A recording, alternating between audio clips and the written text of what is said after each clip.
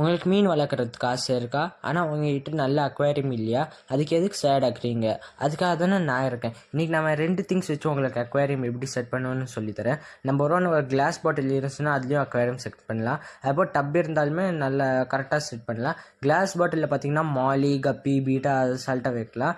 அப்படியே பார்த்தீங்கன்னா டப்பில் பார்த்தீங்கன்னா நீங்கள் மாலி, கப்பி, பீட்டா இப்போ கோல்டு ஃபிஷ் வளர்க்கலாம்.